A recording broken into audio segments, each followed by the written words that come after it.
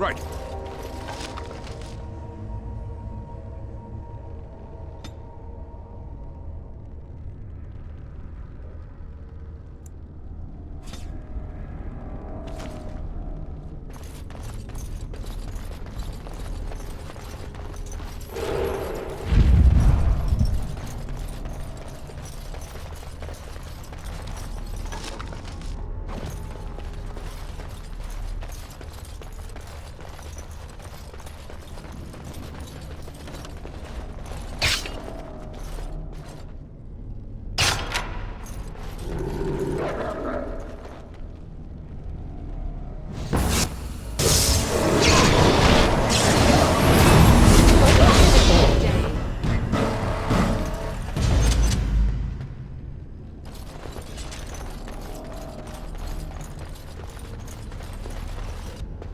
You know, maybe this isn't the best time to be thinking about this, but I've something to ask you.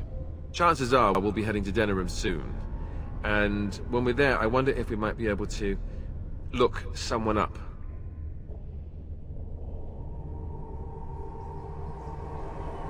I'm not talking about a friend, exactly. And no, it's not that sort of friend either. The thing is, I have a sister, a half-sister. I told you about my mother, right? She was a servant at Redcliffe Castle and she had a daughter. Only, I never knew about her. I don't think she knew about me either. They kept my birth a secret after all. But, after I became a Grey Warden, I did some checking and, well, I found out she's still alive. In Denerim. No. I thought about writing her, but I never did. And then we were called down to Ostagar and I never got the chance. She's the only real family I have left. The only family not also mixed up in the whole royal thing. I've just been thinking that maybe it's time I went to see her. With the Blight coming and everything, I don't know if I'll ever get another chance to see her. Maybe I can help her. Warn her about the danger, I don't know. Could we? I'd appreciate that. If something happened to her and I never went to at least see her, I don't know if I could forgive myself. Her name is Goldana, and I think she remarried but still lives just outside the alienage. If we're in the area, then, well, it's worth a look. Let's get started.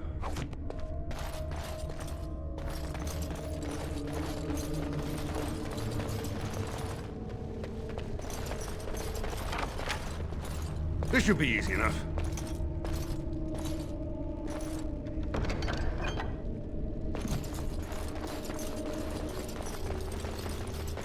This should be easy enough.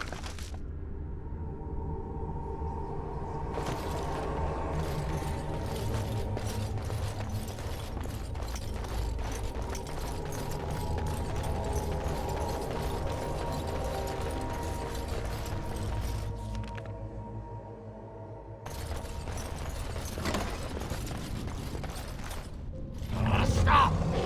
Brothers and sisters, be at ease. We do not wish any more of our people hurt. I ask you this now, outsider. Are you willing to parley?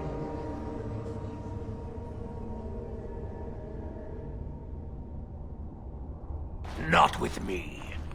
I have been sent to you on behalf of the Lady. She believes you may not be aware of everything you should be. She means you no harm, provided your willingness to parley in peace is an honest one. What would be the point? You have already proven your strength. We have no wish to anger you further.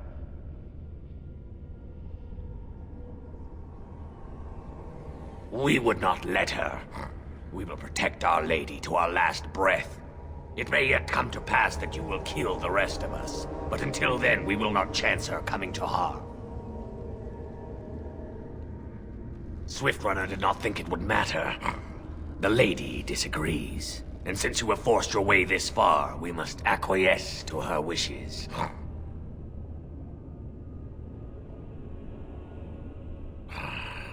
She is not Witherfang, but she can tell you of Witherfang if you ask. But first, you must agree to parley.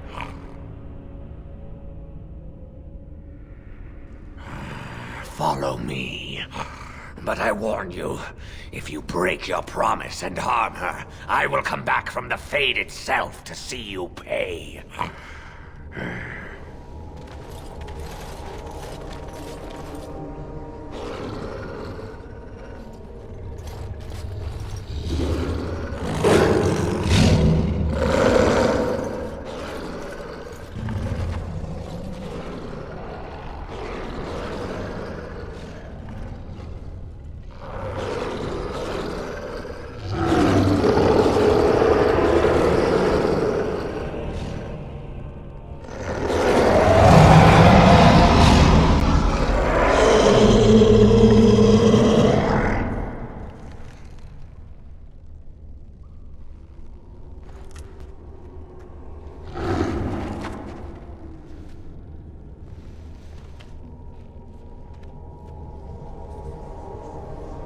I bid you welcome, mortal.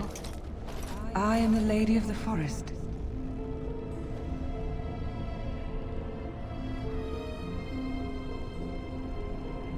No, that I am not. If I could have revealed myself sooner, I would have. Do not listen to him, lady.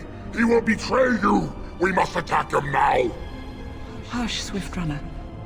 Your urge for battle has only seen the death of the very ones you've been trying to save. Is that what you want?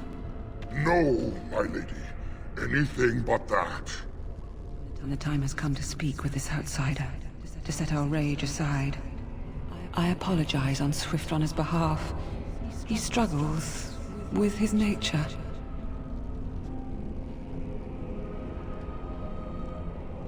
Truer words were never spoken. But few could claim the same as these creatures, that their very nature is a curse forced upon them. No doubt you have questions, mortal. There are things that Zathrian has not told you.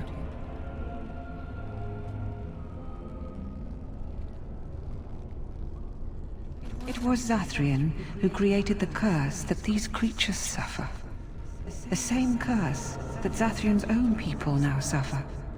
Centuries ago, when the Dalish first came to this land, a tribe of humans lived close to this forest. They sought to drive the Dalish away. Zathrian was a young man then. He had a son and daughter he loved greatly. And while out hunting, the human tribe captured them both. The humans tortured the boy, killed him. The girl they raped and left for dead. The Dalish found her, but she learned later she was with child. She killed herself.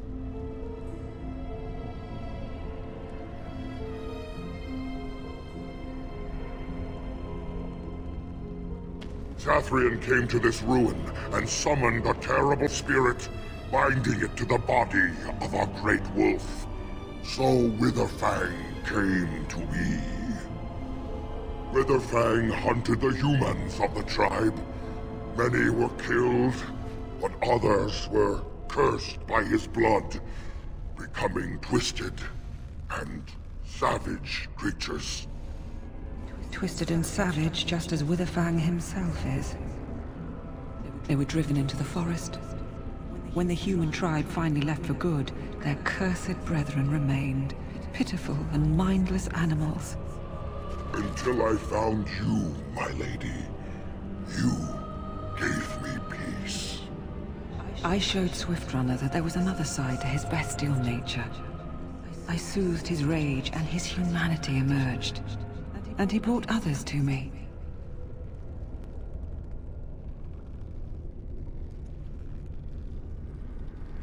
In part, we seek to end the curse.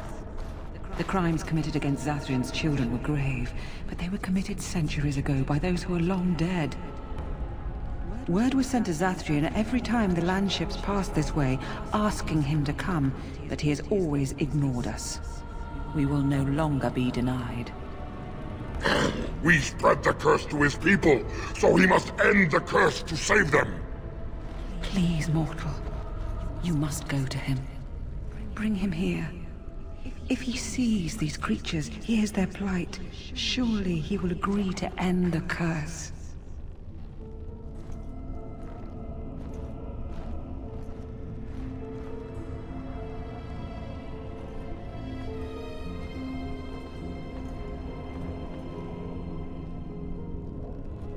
If Zathrian comes, I shall summon Witherfang. I possess that power. I also have the power to ensure Witherfang is never found. Tell Zathrian this. If he does not come, if he does not break the curse, he will never find Witherfang, and he will never cure his people.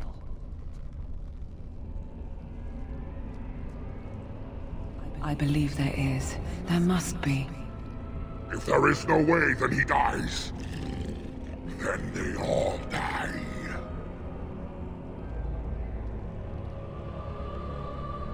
Then we shall await your return. Outside of this chamber, the passage leading back to the surface has been opened for you. Return with Zathrian as soon as you can.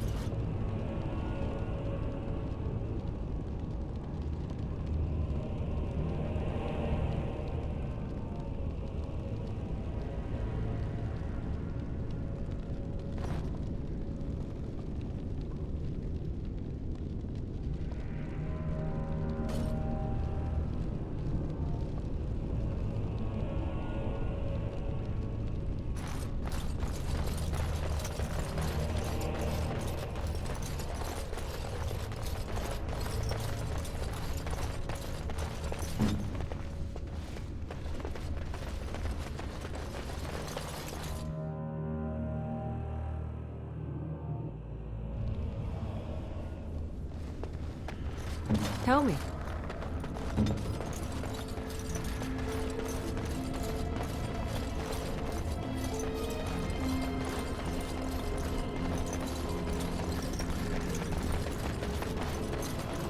Ah, and here you are already.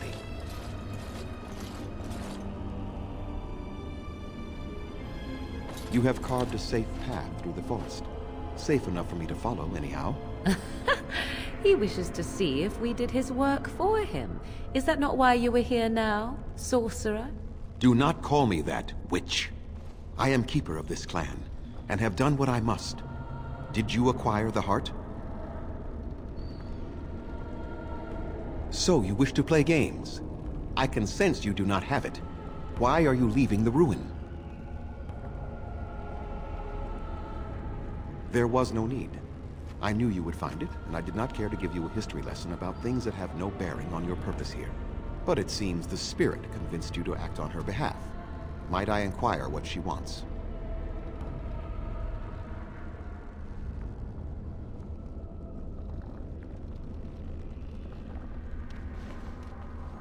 You do understand that she actually is Witherfang? She is the powerful spirit of this ancient forest that I summoned long ago and bound in the body of the wolf.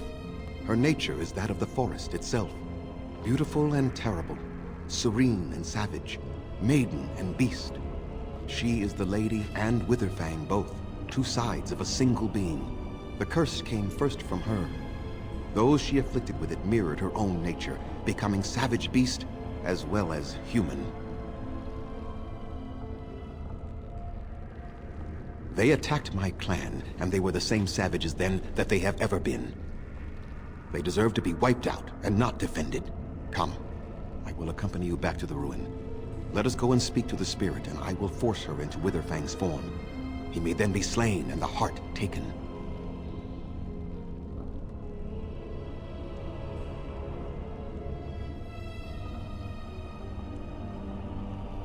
Even so, they are still the same worthless creatures that their ancestors were.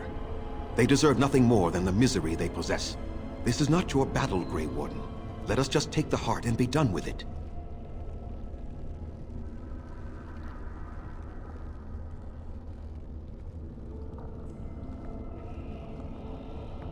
You were not there. You did not see what they did to my son, to my daughter, and so many others. You are not Dalish. How can you know how we had to struggle to be safe? How could I have let their crimes go unanswered? I have sworn to protect my people, and I shall. I will not lift a finger to help the descendants of savages who deserved the curse they received.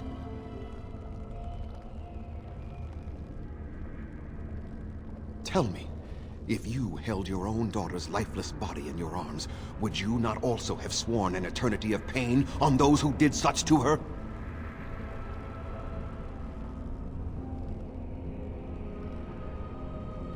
Very well. You wish me to go and talk? I will do so. But what if it is only more revenge they wish?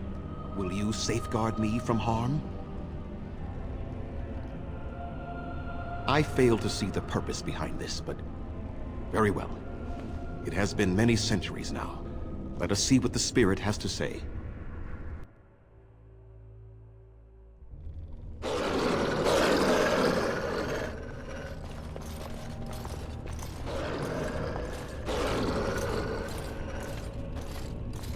So here you are, Spirit.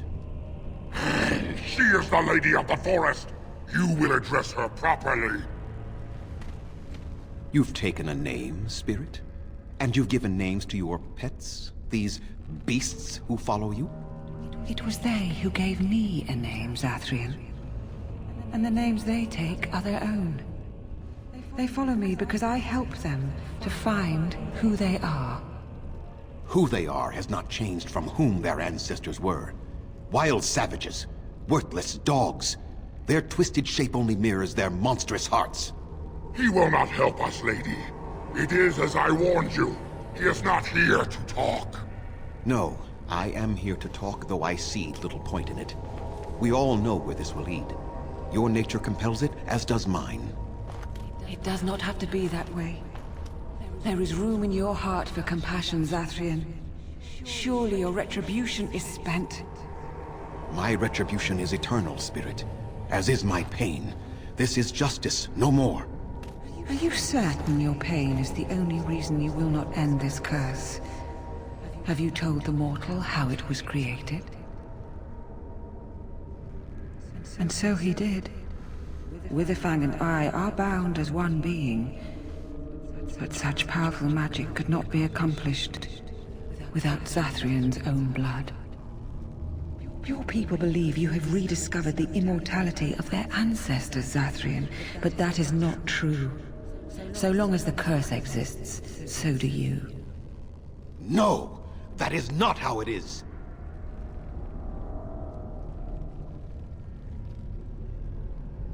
I did it for my people. I did it for my son and my daughter. For them, for justice, I would do anything. The curse would not end with Zathrian's death. His life, however, relies on its existence. And I believe his death plays a part in its ending. Then we kill him! We tear him apart now! For all your powers of speech, you are beasts still. What would you gain from killing me? Only I know how the ritual ends, and I will never do it. You see? We must kill them all! See? They turn on you as quickly. Do what you have come here to do, Grey Warden, or get out of my way.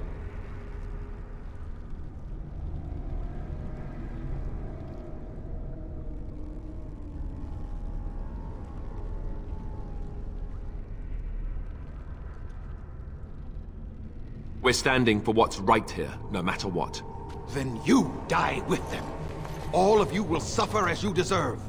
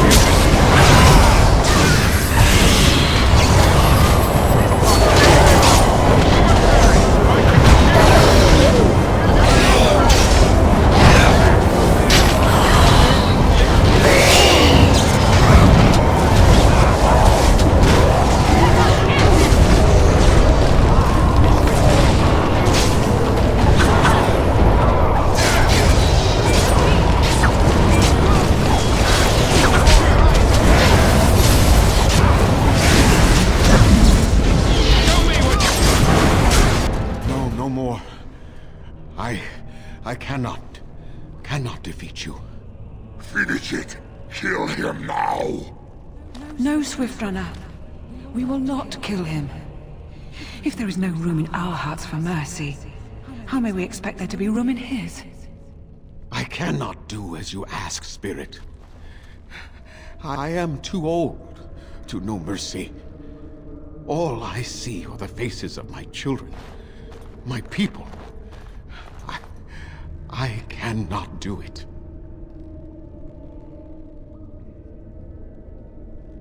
Perhaps I have lived too long. This hatred in me is like an ancient, gnarled root. It has consumed my soul.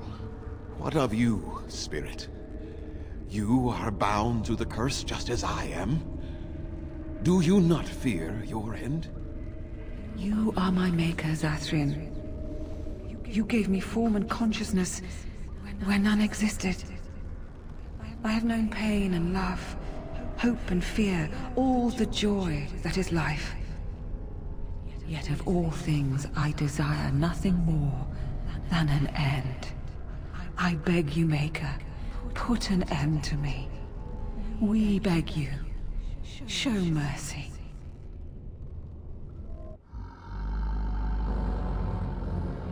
You shame me, Spirit. I am an old man, alive long past his time.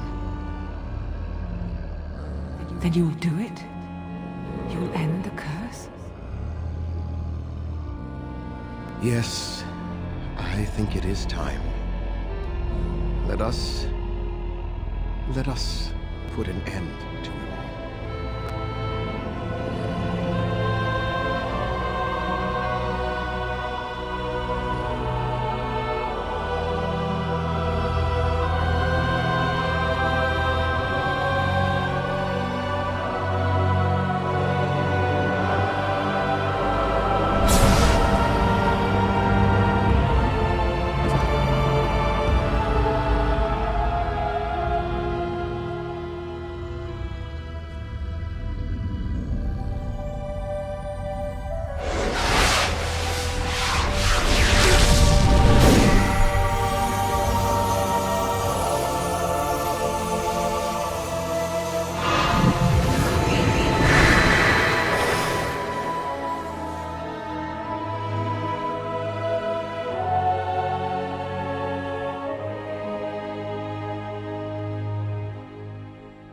It's over.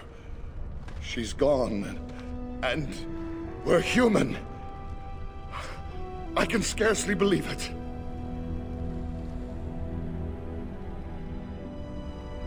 Compared to the beast inside that we had to fight every moment, this is just fine. It feels glorious. We'll leave the forest, I suppose. Find other humans, see what's out there for us. It should be quite interesting. Don't you think? Thank you. We'll never forget you.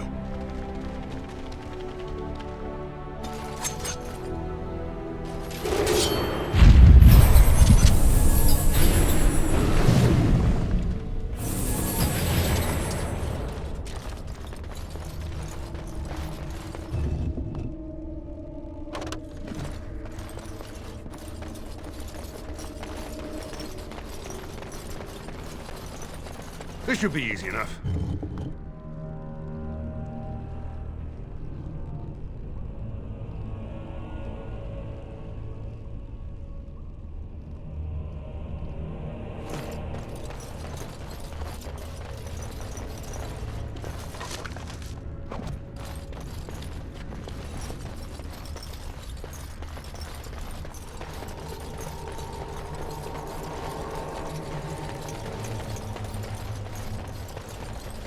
Let's get started.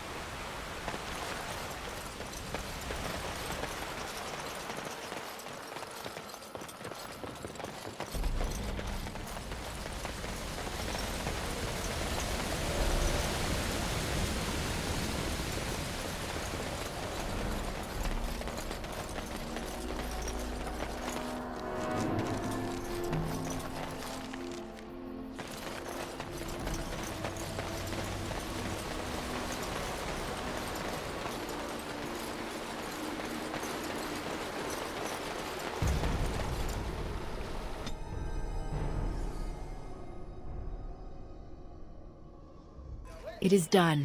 Zathrian has banished all traces of cursed blood from the Hunters. It is too bad that Zathrian had to die. I felt it when he departed. I think he was ready to go. It will be difficult to fill Zathrian's shoes. He was our keeper for many centuries, and he will be sorely missed. But I am keeper now. Let me say it officially then. I hereby swear to uphold the terms of the ancient contract our people formed with the Grey Wardens.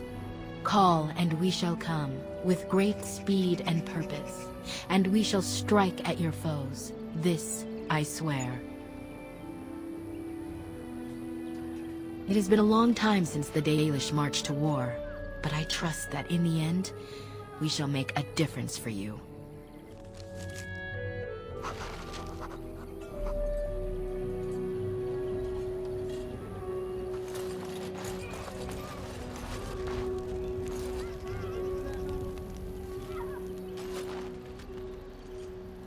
You did it, outsider. You saved us from the ravages of the curse after all. May the Creators bless you, truly. But Zathrian is lost to us, after all these centuries. He died heroically, I hope. I would like a happy ending to his tale. He will be a role model for many Dalish children to come. Now, Keeper Lanaya prepares for us to enter into war alongside the humans. I never thought I'd live to see the day. I, for one, look forward to fighting against these darkspawn creatures. Do you now? Let's hope you return and tell us all about them. As for you, outsider, I expect I'll be telling tales about the Grey Warden one day, hmm?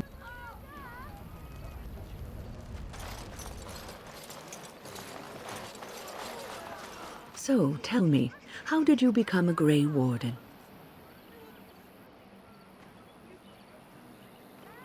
Ah, you are keeping this tale to yourself, I see. Fair enough. Forgive me for prying.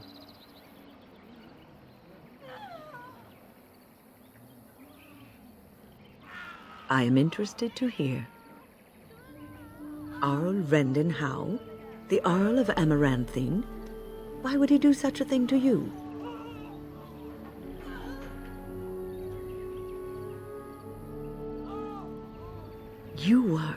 You are the last of the Kuslands? I had no idea. My lord?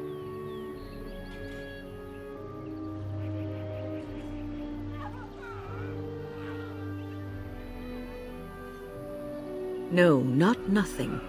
You are a Grey Warden, one of the last of the Ferelden Wardens. We depend on you now. Take heart, dear friend. You survived, even when you were not expected to. We do not know yet what lies in store for you, or the name you carry. It is not so bad, is it, being a Grey Warden?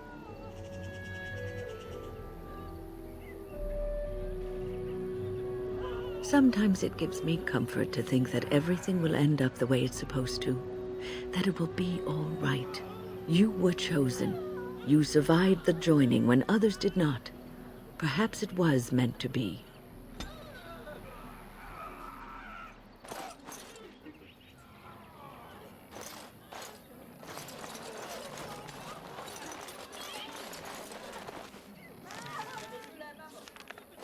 Greetings to you, friend.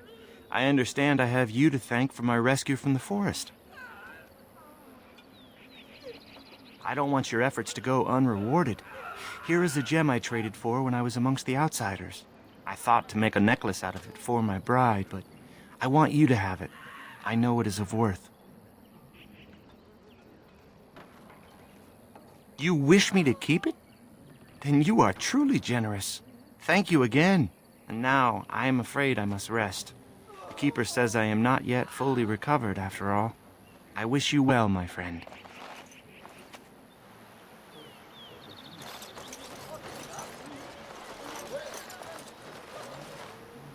As you wish.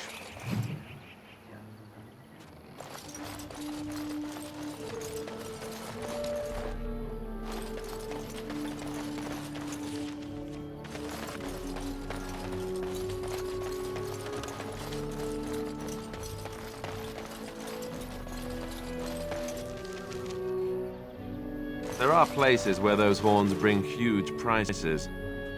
Can cure diseases, so they say. Who comes? Oh, I beg your pardon, stranger. I was so busy attending to the Hala, I did not hear your approach. They are the noble beasts that pull our Aravel, what humans call land ships. They are our companions and our guides. I have seen your horses. The relationship is different, as is the purpose. We ride the Hala, but never with reins or a saddle. It is the Hala who decide where to lead us, and our privilege that they take our Aravel with them. In return, it's the herder's job to speak to the Hala and care for their needs. It's a bond of friendship, and not servitude. I fear she may have been bitten during the werewolf attack.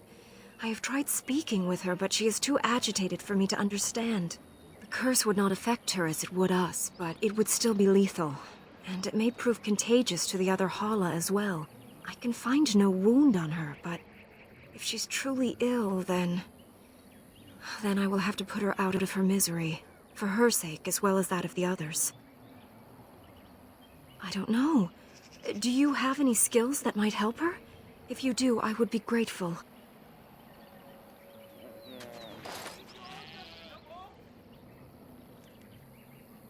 Yes, that's it. She's calming down. That's it, love. Be calm. Tell me what troubles you. Ah, I see. It is her life mate who is sick, not her. He was bitten on the leg during the attack, and she fears greatly for him. I did not realize another Hala was injured. This will allow me to prevent the sickness from spreading to the entire herd. Masiranus, thank you. You have done my clan a great boon this day. I will always be grateful for your help.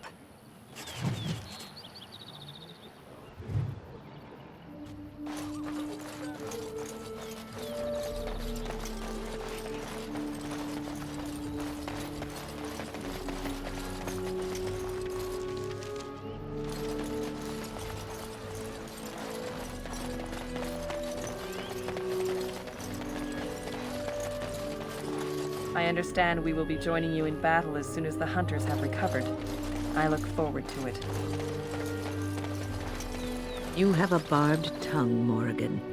Why do you treat others in this way? I owe you no explanation. There is no writing on my forehead that says, "Please, guide me." You are traveling with these people. It behooves you to be civil. You were too transparent, old woman. Do not bring up our companions when all you wish is for me to be civil to you. I am not one of your circle apprentices, to hang on your every word. I am not Alistair, who sees in you a surrogate mother. No, it is obvious you are nothing like Alistair. Take your lectures elsewhere. They mean nothing to me.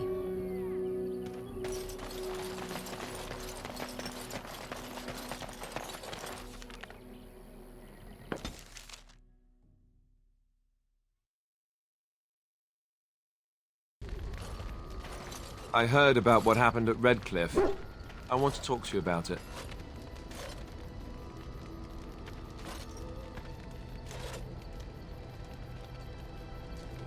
I just wanted to thank you. You went out of your way to save the Arl's family, and you did it. Even though it would have been easier not to. There's been so much death and destruction. It makes me feel good that at least we were able to save something. No matter how small. I owed the Arl that much.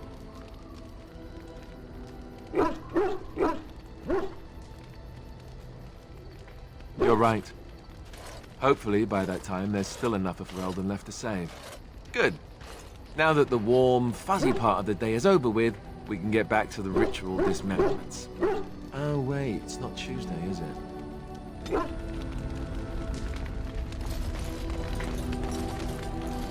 Your dog is filthy. I can smell him 50 yards off.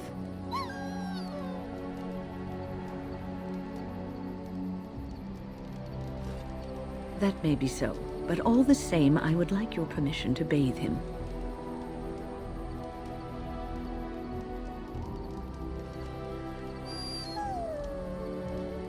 Excellent. I will get my soaps, and the dog shall have his bath after supper.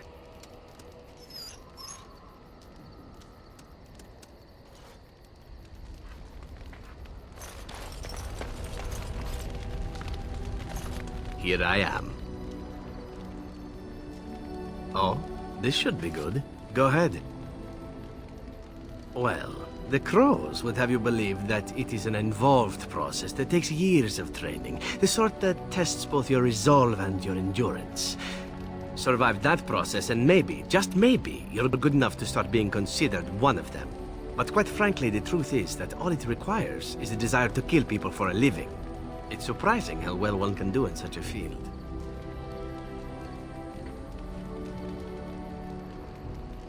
Now, it need not be thought of so crudely.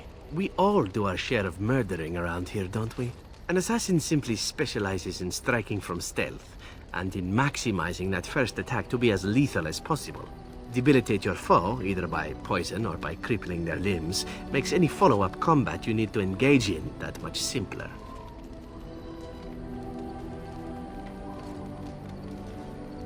I do. It is not something inherent in an assassin's skills, however, merely something complementary. Of course, the Crows like to pretend that their abilities are trade secrets, shrouded in shadows and wrapped in a blanket of mystery. So let's just keep this between you and me, shall we?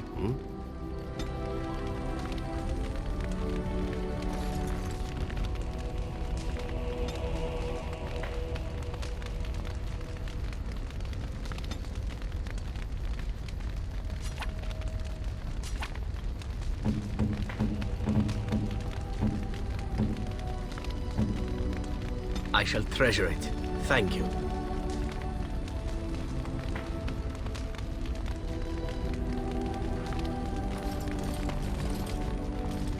I was just thinking about what happened to the elves, and I'm reminded of a song sung to me many years ago. It was when my mother died, and this wise elven woman comforted me and told me that we shouldn't fear death or hate it. Death is just another beginning. One day, we must all shed our earthly bodies to allow our spirits to fly free. It's a beautiful sentiment, I think. One that brings peace and hope to the grieving.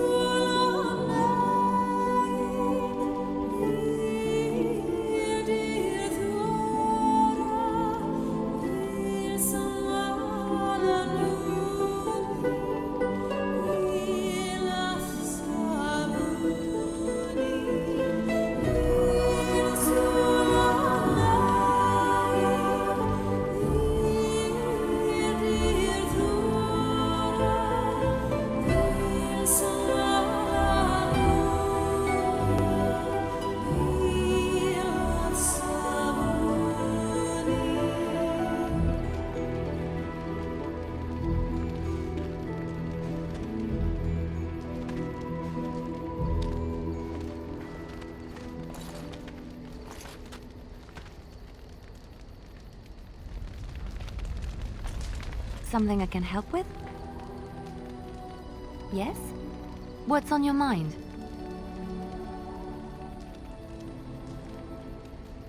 My mother was from Denerim, and I consider myself a Ferelden.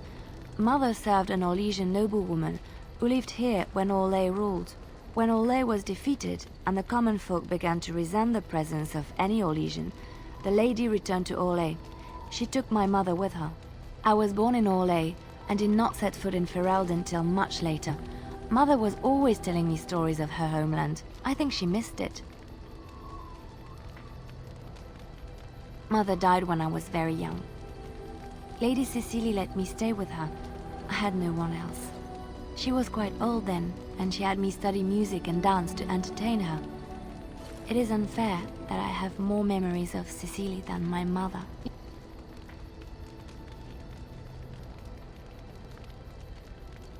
Strangely, the only thing I really remember of Mother was her scent. She kept dry flowers in her closet amongst her clothes. Small white Ferelden wildflowers with a sweet fragrance. Mother called them Andrastis Grace. They were very rare in Orlais. But enough about that. Let us move on.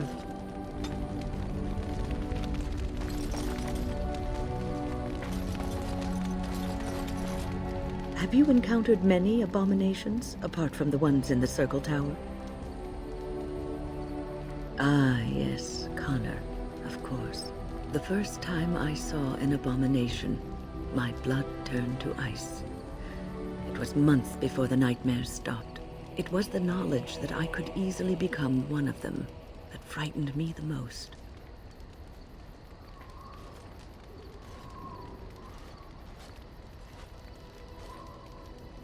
Every mage is vulnerable, no matter how accomplished or powerful. That is the first thing we learn. And overconfidence can lead to recklessness. One slip. All it takes is one slip, and everything you are is simply gone. Replaced by madness. And there is no turning back, or at least that's what they say. Of late, I have begun to wonder if there is any way an abomination can be cured. Or if a mage could be so possessed and still retain their sanity, their humanity.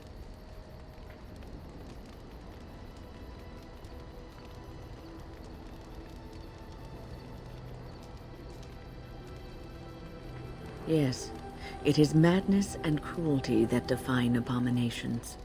If those are lacking, if the mage remembers the person they truly are, then they are not an abomination. I never saw that. Thank you for showing me another way of looking at it.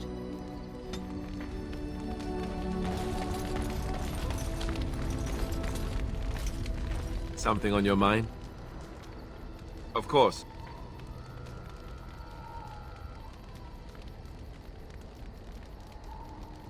Have you seen the uniform? It's not only stylish, but well made. I'm a sucker for good tailoring. That's just in public. In private, we have these yellow and purple tunics, right? Much more comfortable, and you don't break the beds when you jump on them during a pillow fight. Pillow fights? I mean, no, of course not. I meant sword fights. With rusty swords, dripping with acid. The kind that puts hair on your chest. You don't really want to know about my being a Templar, do you? It's really quite boring.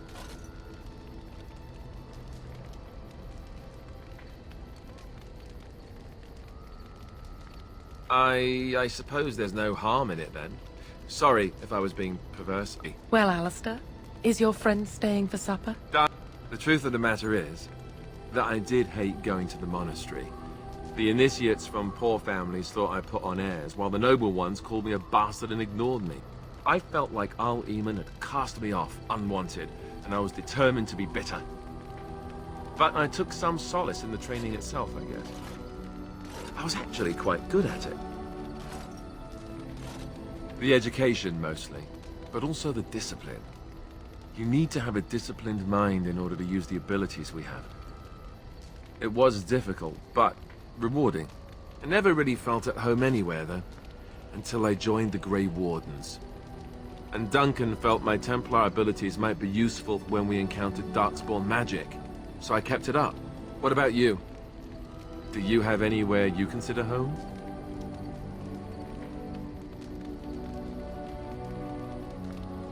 Right. Something morbid of me to ask, I'm sorry. We won't always be traveling like this, you know. Once the war is over, once the Blight is... well, a time will come when we'll have to think about having a real home again. Although that seems like a far ways off. And I suppose the Grey Wardens are gone for good. Either way.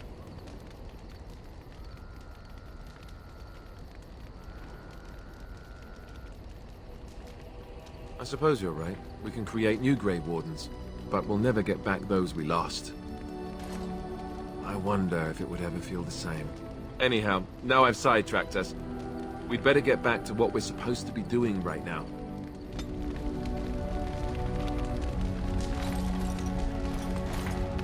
Yes. I am hardly surprised. Very well. As you wish.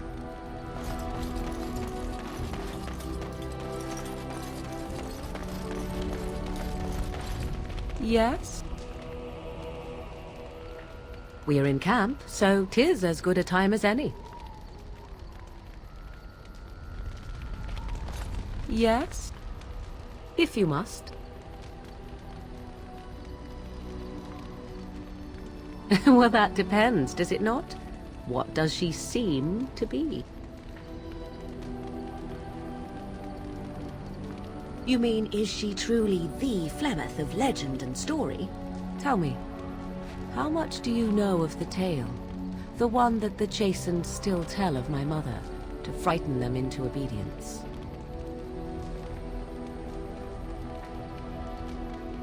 Ah, I see.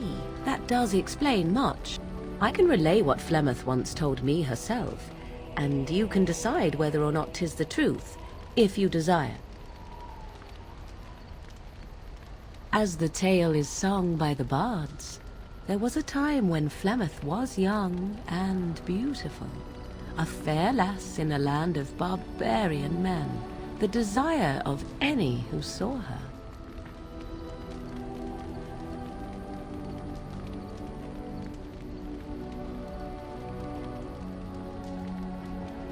The tales say that Flemeth fell in love with Osen the Bard, and fled the castle of her husband, the dread Lord Conobar, and that he swore vengeance for her infidelity. In truth, my mother claims that 'twas Osen who was her husband, and Conobar the jealous lord who looked on from afar. Lord Conobar approached young Osen and offered him wealth and power in exchange for his lovely wife, and Osen agreed. The life of a bard is a poor one, and love fades in the wake of hunger. 'Twas Flemeth who suggested the arrangement.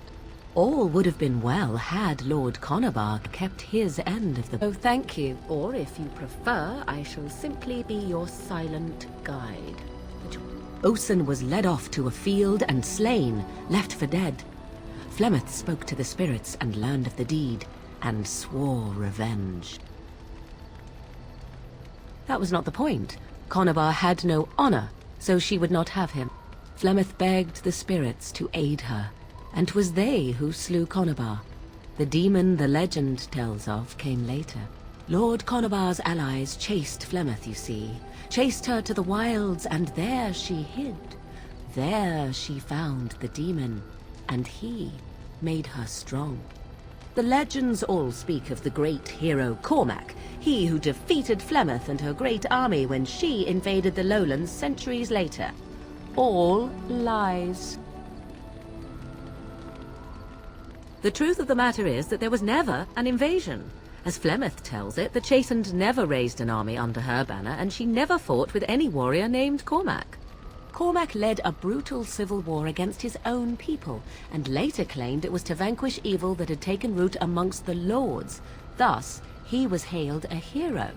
Flemeth was only attached to the legend much later. Perhaps 'twas due to the Great War with the Chastened that eventually came, but Mother claims not to know how it began. The demon within her has transformed her into something else. An abomination, perhaps some would say. I know not. I only know...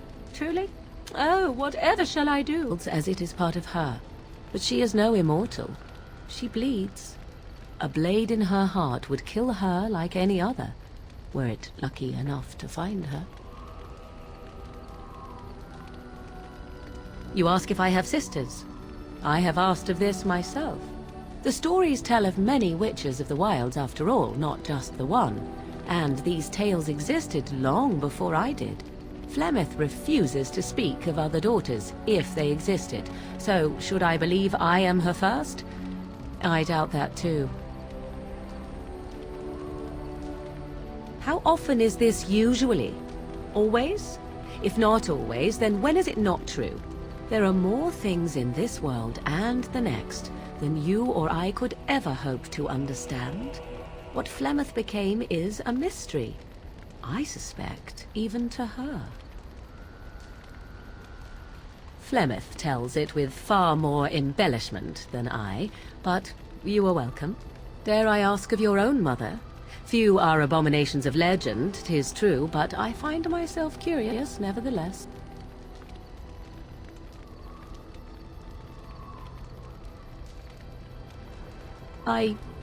Nothing. I wish to know nothing more.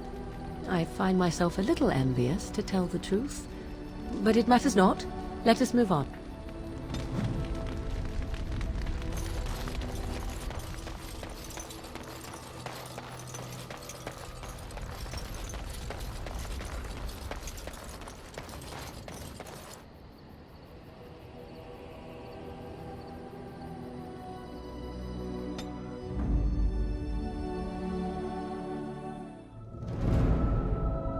Yes. Indeed.